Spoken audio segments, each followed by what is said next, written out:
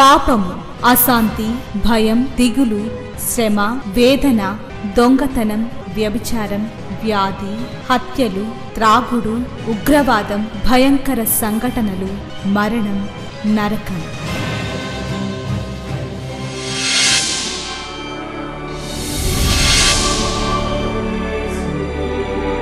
సిలువలోనే పాప క్షమాపణ, పరిశుద్ధ జీవితం, ప్రేమ, వాక్య ధ్యానము, నెమ్మది, సహవాసం, నిత్య జీవం. శాంతి సోపానాలు, ఇవి శాంతి ప్రదాత బోధలు. చీకటిలో ఉన్న ప్రజలకు గొప్ప వెలుగు కలుగుటకు, చీకటిలో ఉన్న ప్రజలకు గొప్ప వెలుగు కలుగుటకు, చీకటి నుండి వెలుగునకు శాంతి సోపానాలు కార్యక్రమానికి మిమ్మల్ని ప్రేమతో ఆహ్వానిస్తూ ఉన్నాను. ఈ కార్యక్రమాలు మీ వ్యక్తిగతమైన ఆత్మీయమైన జీవితాన్ని దేవునికి సన్నిహితం చేయాలని, దేవుని కొరకు జీవిస్తూ ఆయన ప్రేమను పొందుతూ ఆయన శక్తి చేత నింపబడుతూ పరలోకం వెళ్ళే భక్తి చేయాలని, ఆ భక్తి ద్వారా ఇహలోకంలో కూడా దేవుడు ప్రతి పరిస్థితిని కూడా అదుపులోనికి తీసుకుని వచ్చి మీ అందరికీ నెమ్మది క్షేమాన్ని విస్తరింపచేయాలని ప్రార్థిస్తూ ఉన్నాను. గత వారం మనం పునరుద్ధానం యొక్క బలం కొరకు పౌలు గారు ఏ రీతిగా ప్రార్థించుకున్నారో ఆ ప్రార్థన మనం కూడా చేసుకోవాలి. ఈ వారం చాలాసార్లు నా హృదయాన్ని ఆశ్చర్యపరిచే మానవుని యొక్క కఠినత్వం, దీన్ని మనం ఒకసారి ఆలోచించుకుంటూ మన జీవితాల్లో ఎక్కడా కూడా కఠినమైన మనస్సు ఉండకూడదని దేవుని యొక్క వాక్యం ద్వారా హెచ్చరింపబడుతూ ఉన్నాము. యూదులు ఆయనను అసూయ చేత సిలువకు అప్పగించారు అనే విషయం పిలాతు చాలా చక్కగా గ్రహించాడు. అందుచేత ఆయన్ను ఎలా అయినా విడుదల చేయాలి అని శతవిధాలుగా ప్రయత్నం చేశాడు. తన యొక్క ఉద్దేశాలు ఏవీ కూడా నెరవేరట్లేదు అని గ్రహించిన పిలాతు నీళ్లు తెప్పించి ఒక గిన్నెలో తన చేతులు కడుగుకొని మత్తయి సువార్త 27వ అధ్యాయంలో 24వ వచనం, పిలాతు అల్లరి ఎక్కువ అవుతున్నదే కానీ తన వలన ప్రయోజనమేమీ లేదని గ్రహించి నీళ్లు తీసుకొని జనసమూహం ఎదుట చేతులు కడుగుకొని, ఈ నీతిమంతుని రక్తమును గూర్చి నేను నిరపరాధిని, మీరే చూచుకోండి చెప్పెను. పిలాతు భయపడ్డాడు. ఆయన ఒక నీతిమంతుడు అనేది గ్రహించాడు. ఆయనలో ఏ నేరము లేదని గ్రహించాడు. విడిపించడానికి ప్రయత్నం చేస్తూ ఉండగా భార్య దగ్గర నుంచి ఒక కబురు వచ్చింది. జాగ్రత్త, నీతిమంతుని జోలికి పోకు అని కబురు పంపింది. అది పిలాతు భార్య ప్రాణానికి తెగించి పంపిన కబురు. ఆమె అలాంటి సలహాలు ఇవ్వవచ్చో లేదో తెలియదు, కానీ మరి అధికారానికి జోక్యం కలిగించుకుంటా ఉంది. ఆ తర్వాత పిలాతుకు ఆమెకు మధ్య ఏ సంభాషణ జరిగిందో మనకు తెలియదు. ఇలాంటి పరిస్థితుల్లో ఈ లోకంలో కూడా మానవుని యొక్క కఠినత్వం బహుఘోరమైంది. ఇది చాలా దుఃఖకరం, బాధాకరం. దీన్ని రూపుమాపేది కూడా ఏదీ లేదు. ఒక మనిషి మారు మనసు పొంది తనలో ఉన్న దుష్టత్వాన్ని ఒప్పుకోవాలే తప్ప మనిషి మనసు మార్చుకోవడానికి ఇష్టపడకపోతే దేవుడు కూడా వాళ్ళని భ్రష్ట మనసుకు అప్పగిచ్చేస్తారు. ఈ సిలువ ఉదంతం అన్నిటిలో కూడా ప్రధాన యాజకులు పరిసయ్యుల యొక్క పాత్ర ప్రాముఖ్యంగా ఉంది.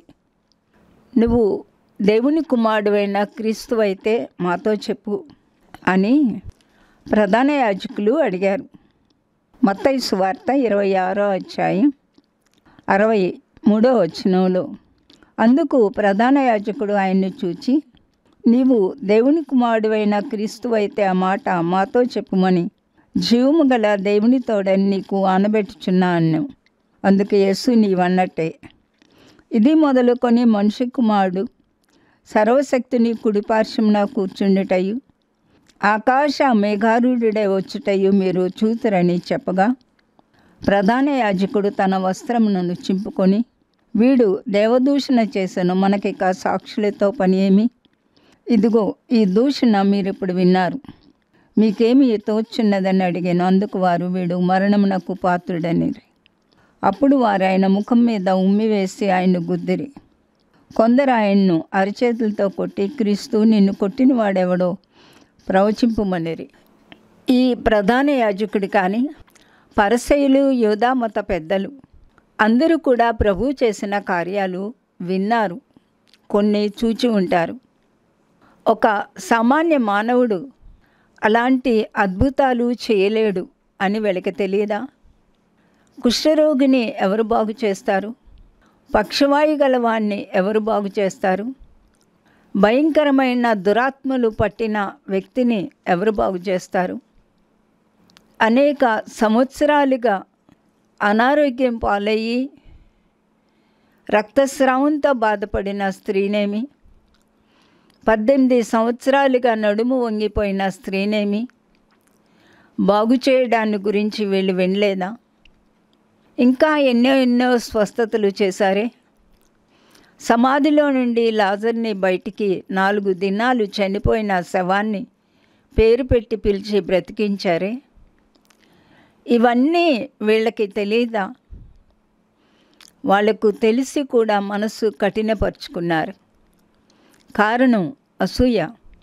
ప్రపంచం ఆయన వెనక వెళ్ళిపోతూ ఉంది. జనసమూహం ఆయన్ని ప్రేమిస్తూ ఉన్నారు. ఇవన్నీ కూడా వాళ్ళు తట్టుకోలేక ప్రభువుని సిలువకు అప్పగించారు. వాళ్ళల్లో ఉన్న కఠినత్వం ఎంత భయంకరమైంది అంటే, సాక్షాత్తు నేను దేవుని కుమారుడిని అని ఆయన చెప్తూ ఉంటే కూడా ఆయన బోధలు, ఆయన చేసిన క్రియలు, ఆయన చెప్పే మాటలకి ఏమైనా సరిపోతాయా అని ఆలోచించారా? ఏమాత్రం విచక్షణను వాళ్ళు వాడలేదు. ఇక రెండవ విషయానికి వస్తే, వాళ్ళు ఎంపిక చేసుకునే విషయంలో కూడా పిలాతు ఈ పండుగలో, పస్కా పండుగలో ఒక ఖైదీని విడుదల చేస్తాను కదా, మీకు యేసుని విడుదల చేస్తాను, బరబ్బను విడుదల చేయాలా, యేసుని చేయాలా అని అడిగితే 27వ అధ్యాయం మత్తయి సువార్త 20వ వచనం, ప్రధాన యాజకులను పెద్దలను బరబ్బను విడిపించమని అడుగుటకును యేసును సంహరించుటకును జనసమూహములను ప్రేరేపించిరి. అధిపతి, ఈ ఇద్దరిలో నేనెవరిని విడుదల చేయవలనని మీరు కోరుచున్నారని వారిని అడగగా, వారు బరబ్బనే అనిరి. అలాగైతే క్రీస్తు అనబడిన యేసును ఏమి చేతును అని వారిని అడగగా, సిలువ వేయమని అందరూ చెప్పిరి. అధిపతి, ఎందుకు, ఇతడు ఏ దుష్కార్యం చేసినని అడగగా, వారు సిలువ వేయమని మరీ ఎక్కువగా కేకలు వేసిరి. మనిషి యొక్క దుష్టత్వం, కఠినత్వం మానవత్వాన్ని సర్వనాశనం చేస్తుంది, మానవత్వానికి మసిపూస్తుంది. ఎవరిని విడుదల చేయాలి అని అడిగితే బరబ్బనే అన్నారు. బరబ్బ భయంకరమైన బందిపోటు దొంగ, నేరస్తుడు, ఎంతోమందిని చంపి ఉండుంటాడు. మరెంతోమందిని ఒకవేళ రేప్ చేశాడేమో తెలియదు. ఇతనికి ఒక గుంపు ఉంది అని చెప్తా ఉంటారు. యేసును సిలువేయమని అర్పించారు. ఇలాంటి క్రూరులు, కఠిన మనస్సు కలిగిన వాళ్ళు యూదుల్ని పరిపాలన చేస్తూ ఉన్నారు. వాళ్ళ యొక్క అధికారాన్ని ధిక్కరించగలిగిన వాళ్ళు ఎవరూ లేరు. ఆయన్ను సిలువ వేసిన తరువాత ఆయన అంగీ పంచుకున్నారు. ఆయనకు ముళ్ళ కిరీటం ధరింపచేశారు.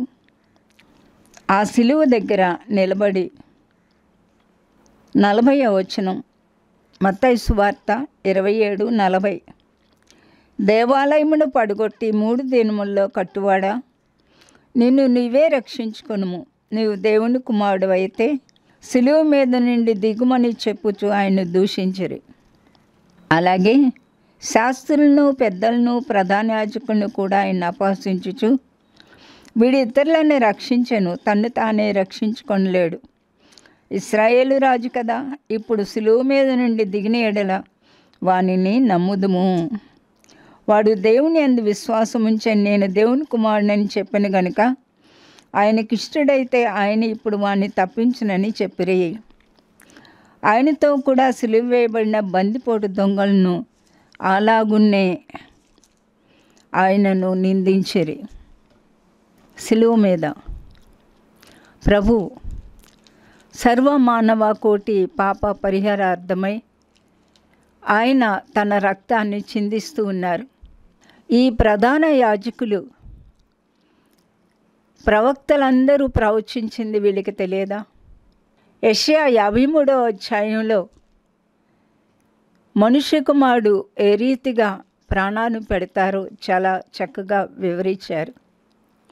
అలాగే ఆదాము అవ్వలకు ఇవ్వబడిన వాగ్దానం, దావీదు, మోషే, ప్రతి ఒక్కరూ కూడా ప్రభువుని గూర్చి ప్రవచించారు. ఈ లేఖనాలన్నీ వీళ్ళకి తెలియదా? ఇలాంటి వ్యక్తులు తమ హృదయాన్ని ఎంత కఠినపరుచుకోగలరో అంత కఠినపరుచుకున్నారు. వీడు దేవుని యొక్క కుమారుడని చెప్పుకున్నారు కదా, దేవునికి ఇష్టమైతే వీడిని కిందకి దింపితే నమ్ముతామన్నారు. ఆయన చేసిన అద్భుత కార్యాలను బట్టి కానీ, ఆయన యొక్క బోధనలు బట్టి కానీ నమ్మలేదు. కానీ ఎగతాళిగా అపహసిస్తూ తమ క్రూరత్వాన్ని ఈ రీతిగా తెలియచేశారు. ఆయనతో పాటు సిలువేయబడిన వాళ్ళు కూడా అలాగే నిందించారు. అయితే లూకా సువార్త 23వ అధ్యాయంలో 33వ వచనంలో ప్రభువారు తన ప్రేమను కుమ్మరిస్తూ, ఆయన ఎందుకైతే ఈ లోకానికి వచ్చారో ఉటంకిస్తూ, తండ్రి వీరేమి చేయుచున్నారో వీరు ఎరుగరు గనుక వీరిని క్షమించమని చెప్పాను. వాళ్ళు మాట్లాడే మాటలేమి, వారు చేసిన పనులేమి, ఆయన్ను ఆ సిలువకు అప్పగించడం, ఆ ఘోరమైన బాధ, ఆ ముళ్ళ కిరీటం, ఆయన వస్త్రాలు పంచుకోవడం, హేళన, ఇవన్నీ చూస్తూ ఆయన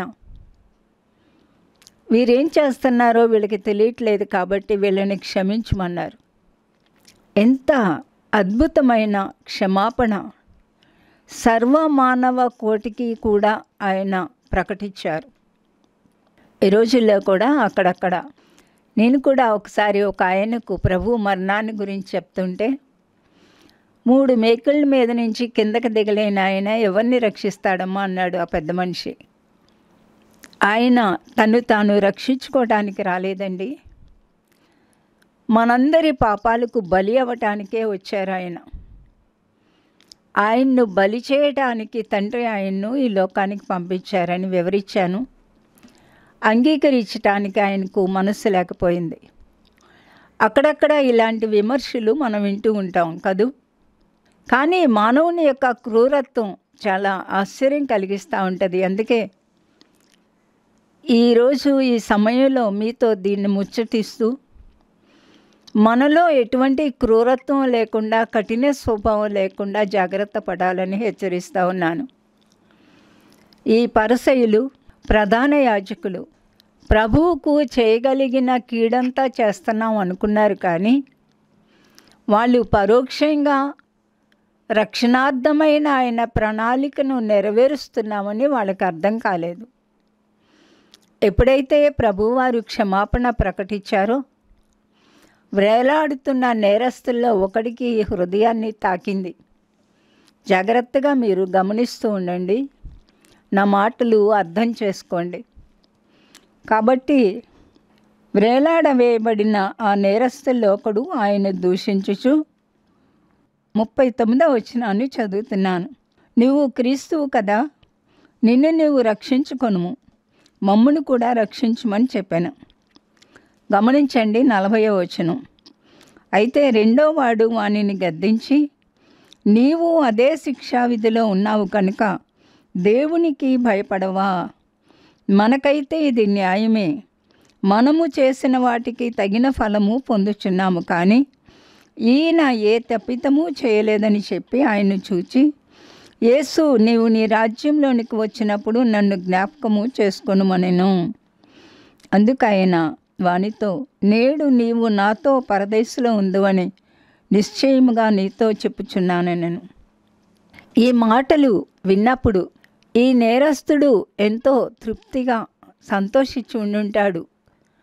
ఆ ఘోరమైన హింసలో ఉన్నప్పటికీ ఇది గొప్ప ఆదరణ. కానీ ఆ మరొక నేరస్తుడికి ఆ కఠినత్వం ఏమాత్రం పోలేదు. నువ్వు నాతో పాటు పరలోకంలో ఉంటావు లేక పరదేశంలో ఉంటావు అన్న మాట వాడి చెవులకు సోకలేదా? వాడు వినలేదా? కానీ ఆ కఠినత్వం అతన్ని మరింత కఠినత్వంగా చేసేసింది. ఈ రోజుల్లో కూడా చాలామంది సువార్త వింటారు. ఎంతోమంది క్రైస్తవులు పుట్టిన దగ్గర నుంచి బైబిల్ చదువుతూనే ఉంటారు. తమ ముందు ఎంతోమంది శ్రేష్టమైన భక్తి చేయడం కూడా చూస్తూనే ఉంటారు. ఎంతోమంది దేవుని సేవ కొరకు వెళ్ళిపోవడం, మిషనరీలుగా వెళ్ళడం అన్నీ వింటూనే ఉంటారు. కానీ ఏమాత్రం మారు మనసు పొందరు, దేవుని వైపు తిరగరు. ఎంతసేపు లోకం లోకం లోకం లోకంలో ఏదో సంపాదించాలన్న తపనతోనే చర్చిలకు వెళ్తూ ఉంటారు, ప్రార్థనలు చేస్తూ ఉంటారు. నా మనవి, ప్రతి ఒక్కరూ కూడా మారు మనసు పొందమని, దేవుని రాజ్యం కొరకైన తపన కలిగి ఉండమని మనవి చేస్తున్నాను. ఇంకా కఠినత్వం ఎంత ఘోరంగా ఉంది అంటే, ప్రభువారు చనిపోయినప్పుడు మత్తయి సువార్త 27వ అధ్యాయంలో 45వ వచనం, మధ్యాహ్నం మొదలుకొని 3 గంటల వరకు ఆ దేశమంతటా చీకటి కమ్మెను. ఇంచుమించు 3 గంటలప్పుడు యేసు, ఏలి ఏలి లమా సబక్తాని అని బిగ్గరగా కేకవేశాను. ఆ తర్వాత 50వ వచనాన్ని చదువుతున్నాను. యేసు మరలా బిగ్గరగా కేకవేసి ప్రాణము విడిచెను.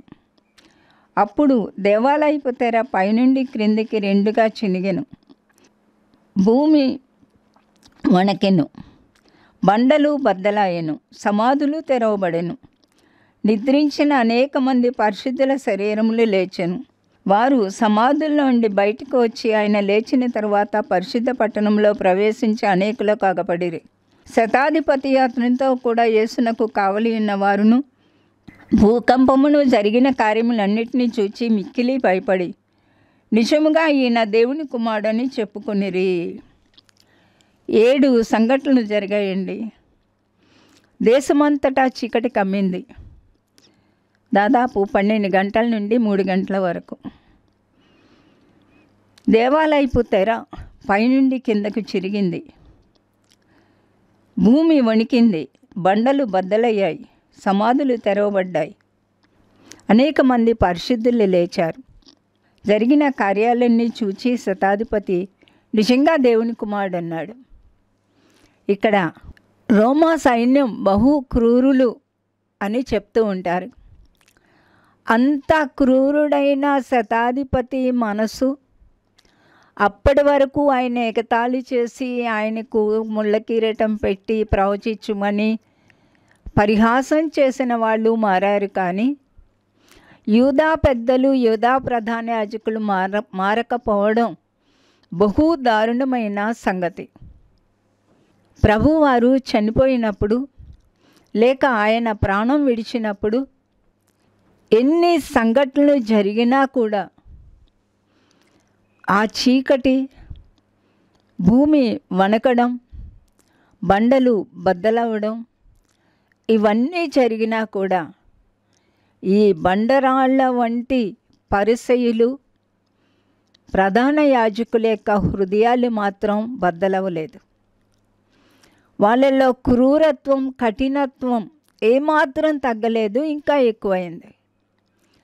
బయట చీకటి కమ్మింది, వీళ్ళ హృదయాల్లో ఉన్న చీకటి మరింత ఘోరమైంది. వాళ్ళు ఏం చేశారంటే, మత్తయి సువార్త 27:62, మరునాడు అనగా సిద్ధపరచు దినమునకు మరుసటి దినమున ప్రధాన యాజకులను పరిసయ్యులను పిలాతునొద్దకు కూడి వచ్చి, అయ్యా, ఆ వంచకుడు సజీవుడై ఉండినప్పుడు 3 దినములైన తరువాత నేను లేచెదనని చెప్పినది మాకు జ్ఞాపకం ఉన్నది. వీళ్ళకి ప్రభువారి బోధల్లో ఏది జ్ఞాపకం ఉన్నది అంటే, ఆయన లేస్తానని చెప్పింది మాత్రమే జ్ఞాపకం ఉంది. ఇన్ని సంఘటనలు జరిగిన ఈ క్రూరత్వం, ఈ కఠినత్వం ఇక్కడ కూడా ఏమంటున్నారు, ఆ వంచకుడు అంటున్నారు. మనం మార్కు సువార్తలో పిలాతు దగ్గరకు అరిమతయి యోసేపు వెళ్ళి దేహం ఇమ్మని అడిగితే ఆయన ఇంతలోనే చనిపోయాడా అని ఆశ్చర్యపడ్డారు. సిలువలు రోమా ప్రభుత్వానికి కొత్త ఏమీ కాదు. అప్పటికీ కొన్ని వేల మంది యూదుల్ని వాళ్ళు సిలువ వేశారు. తిరుగుబాటు చేసిన ప్రతి ఒక్కరిని సిలువ వేసేవాళ్ళు. ఒక్కొక్కరు 3 రోజులు 5 రోజులు ఆ సిలువ మీద వేలాడేవాళ్ళు. పక్షులు వచ్చి వాళ్ళని తినివేసేవి, బతికుండగానే పీక్కు తినేవి. ప్రభు కేవలం 6 గంటలు మాత్రమే సిలువ మీద ఉన్నారు. ఒకవేళ మానవుణ్ణి సృష్టించిన 6వ దినాన్న ఆయన 6వ గంటలో తన ప్రాణాన్ని విడిచిపెట్టారేమో అని నేను అనుకుంటూ ఉంటాను. నేను మాట్లాడేది మనిషి యొక్క క్రూరత్వం, మనిషి యొక్క కఠినత్వం బహు ఘోరమైంది. మనం మన జీవితాల్లో ఎక్కడైనా ఎవరి పట్ల అయినా కఠినంగా ఉన్నామేమో. కొంతమంది ఎంతో బాధపడుతుంటే వాళ్ళని ఇంకా క్రూరంగా హింసిస్తూ ఉంటారు, కఠినంగా హింసిస్తూ ఉంటారు. వీళ్ళు వచ్చి ఆ వంచకుడు సజీవుడిగా ఉన్నప్పుడు 3వ రోజు తిరిగి లేస్తానన్నాడు. ఒకవేళ లేస్తాడేమో, కాబట్టి సమాధిని భద్రం చేస్తాం అని వచ్చారు. పిలాతు విసిగిపోతూ ఉన్నాడు వీళ్ళతో. పిలాతు అన్నాడు, లేకపోతే శిష్యులు వచ్చి ఎత్తుకొని పోయి ఆయన లేచాడు అని చెప్తారేమో అని వీళ్ళ సొంత ఆలోచన చెప్తా ఉన్నారు.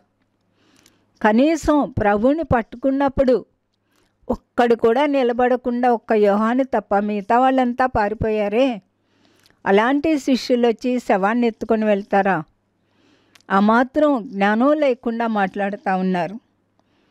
అప్పుడు పిలాతు, కావలి వారు ఉన్నారు కదా, పొండి కావలి పెట్టుకోండి, సమాధిని భద్రం చేసుకోండి అని చెప్పారు. ఈరోజు ఎంతోమంది క్రైస్తవులు ఒక ఆచారంగా ఈ గుడ్ ఫ్రైడే, ఈస్టర్ పండుగ చేసుకుంటారు. 40 దినాలు చాలా జాగ్రత్తగా ఉంటారు. 40 దినాలు అయ్యాక మామూలు ప్రవర్తనలోకే వెళ్ళిపోతారు. యేసు ప్రభు యొక్క రాకడ సూచనలన్నీ నెరవేరుతూ ఉన్నాయి. ఇప్పటికైనా మారుమనసు పొందమని బ్రతిమలాడుతున్నాను. దేవుడు కోరే జీవితంలోకి రమ్మని బ్రతిమలాడుతూ ఉన్నాను. కఠినత్వాన్ని తొలగించుకోమని మనవి చేస్తూ ఉన్నాను. ప్రభు ఎవరు, ఎందుకు వచ్చారు అనేది తెలవచ్చు, కానీ వ్యక్తిగతంగా మన జీవితంలో అది అనుభవంగా ఉండకపోతే మన భక్తి వలన మనకి ప్రయోజనం ఉండదు. ఒక్క చిన్న సంఘటన కూడా పౌలు గారి యొక్క జీవితంలో, పౌలు అపోస్తల కార్యాలు 22వ అధ్యాయంలో తాను పొందిన దర్శనం, అంతకుముందు క్రైస్తవుల్ని ఎలా హింసించాడు, ప్రభువారు అతన్ని ఎలాగ దర్శించారు, ఎలా పిలిచారు సేవకు, ఇవన్నీ చెప్తూ ఉంటే అప్పుడు ఆ హెబ్రీయులు లేక ఆనాటి యూదా అధికారులు ఏమన్నారంటే 22వ వచనంలో, ఈ మాట వరకు అతడు చెప్పినది వారు ఆలకించుచుండిరి. అప్పుడు ఇటువంటి వాడు బ్రతుక తగదు, భూమి మీద ఉండకుండా ఇతన్ని వానిని చంపివేయడని కేకలు వేశారు. మనిషి యొక్క క్రూరత్వం ఘోరమైంది. దేవుడు ఆ క్రూరత్వాన్ని రూపుమాపి తన యొక్క కరుణతో నింపడానికి వచ్చారు. ఆనాటి అధికారుల్లాగా జీవితాలు కఠినం చేసుకోకండి. ప్రతి ఒక్కరిని ప్రేమించండి. హృదయాలు మార్చుకోండి. దేవుణ్ణి అడగండి, ప్రభువా నాలో ఎక్కడ ఎవరి నిమిత్తం ఎలాంటి క్రూరత్వం లేకుండా నన్ను క్షమించండి. చివరి మాట ఏంటంటే, జీవితం చాలా విలువైంది. ప్రతి ఒక్కరూ కూడా ఒకరోజు దేవుని న్యాయపీఠం ఎదుట నిలబడతారు. ప్రతి ఒక్కరూ కూడా వారి వారి క్రియలకు, క్రైస్తవులు మాత్రమే కాదండి, యావత్ ప్రపంచంలో ఉన్న ప్రతి ఒక్కరూ కూడా ఆ ఒకే ఒక సృష్టికర్త ప్రాణం పెట్టడానికి వచ్చిన ఆ యేసు ముందే నిలబడతారు. ఆ రోజు మన క్రియలకు తీర్పు ఉంటుంది. ఆ తీర్పుకు భయపడి మనం భక్తి చేద్దాం. ఎక్కడ ఎవరి పట్ల ఎవరు కూడా దయచేసి కఠినంగా ఉండకండి. దయగల వారి ఎడల ఆయన దయ చూపించే దేవుడు. కఠినుల ఎడల ఆయన వికటంగా ఉంటారు. యూదా మత అధికారులేమి, యాజకులేమి, ప్రజలేమి ఎంత క్రూరంగా ప్రభు నిమిత్తము ప్రవర్తించారు అంటే, క్రీస్తు శకం 70వ సంవత్సరంలో రోమా ప్రభుత్వపు అధికారి వచ్చి యెరూషలేము మొత్తాన్ని కూల్చేశాడు. కొన్ని వేల మందిని చంపారు. అక్కడక్కడ అంటారు, యెరూషలేములో గుర్రం యొక్క దాని యొక్క మెడ వరకు, లేక ఇక్కడ జూలు వరకు కూడా యెరూషలేము వీధుల్లో రక్తం ప్రవహించిందని చెప్తారు. పిల్లలని చూడకుండా, వృద్ధులని చూడకుండా స్త్రీలు, కన్యకలు, గర్భిణీ స్త్రీల కడుపులు చీల్చివేయబడ్డాయి. ఎవరి పట్ల కూడా కఠినంగా ఉండకుండా దేవుడు చేసిన ఈ బలియాగమును అంగీకరించి ఆయన తీర్పులోనికి రాక దయచేసి తప్పించుకోమని మీకు మనవి చేస్తున్నాను. ప్రార్థన చేద్దాం. ప్రేమ కలిగిన మా ప్రియమైన పరలోకపు తండ్రి, మా అందరి హృదయాలు ఎరిగిన దేవ, ఈ మాటలు విన్న ప్రతి ఒక్కరూ కూడా మారు మనసు పొంది తమ జీవితాలు మీకు ఇచ్చి మీకు ఇష్టమైన విధానంలో దయతో, ప్రేమతో, కనికరంతో, సాత్వికంతో జీవించడానికి తమను తాము అప్పగించుకోవటానికి సహాయం చేయండి. వాక్యం ప్రతి జీవితంలో ఫలింపచేయండి. మీకు మహిమార్థంగా ఒక్కొక్క జీవితాన్ని మలచమని యేసు నామమున వేడుకుంటున్నాను తండ్రి. ఆమేన్. దేవునికి ఒకరోజు లెక్క అప్పచెప్పవలసిన మన క్రియలను ప్రతిదినం పరీక్షించుకుంటూ ఆయనకి ఇష్టమైన జీవితం జీవించుదురుగాక. అటువంటి జీవితం జీవించడానికి దేవుడు మీకు తోడైండును గాక. ఆమేన్. శ్రీమతి జాయ్ శామ్ బెన్నీ గారి కలము నుండి స్త్రీల శీర్షికలో రచింపబడిన 10వ పుస్తకము విధి వంచిత వనితలు. కేవలము స్త్రీల కొరకు మాత్రమే కాదు, ప్రతి ఒక్కరూ ఆత్మీయ మేలుకై చదవగలిగిన పుస్తకాలివి. మా address Srimati Joy Sam Benny, Emmanuel church 1-146 S Achyutapuram, Kakinada 4. మా ఫోన్ నంబర్స్ 944-010-9893 మరియు 0884-237-6793. మరలా ఇదే సమయానికి ఇదే ఛానల్లో మనం కలుసుకుందాం. Thank you.